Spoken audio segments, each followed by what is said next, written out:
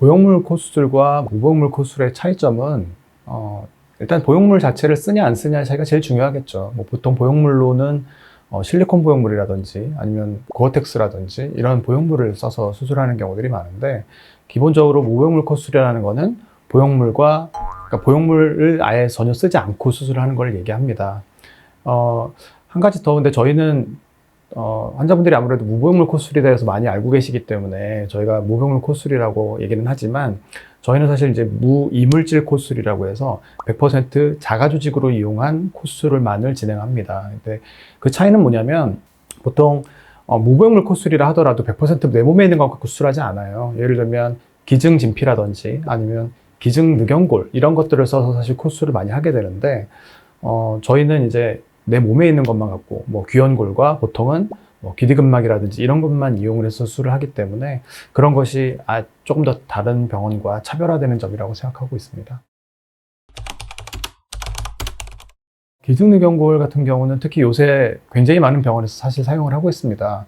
특히 이제 화려한 코를 많이 만들거나 할 때 딱딱하게 이제 그 재료를 써서 코를 만들기 때문에 사실 수술하기가 굉장히 용이해요. 근데 기증늑연골 자체도 사실은 어쨌든 자기 게 아니다 보니까 뭐 심심치 않게 염증이 생겨서 오시는 분들도 간혹 있고요.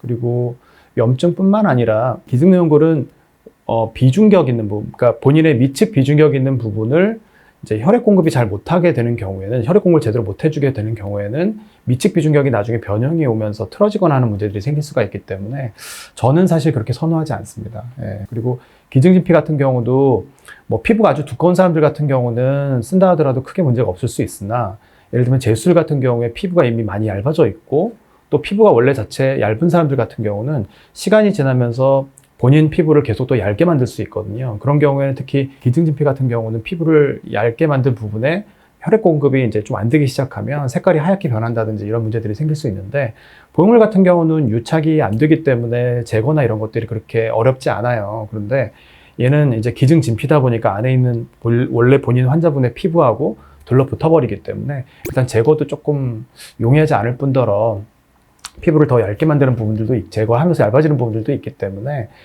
저는 기증진피를 사실 쓰지 않습니다. 네.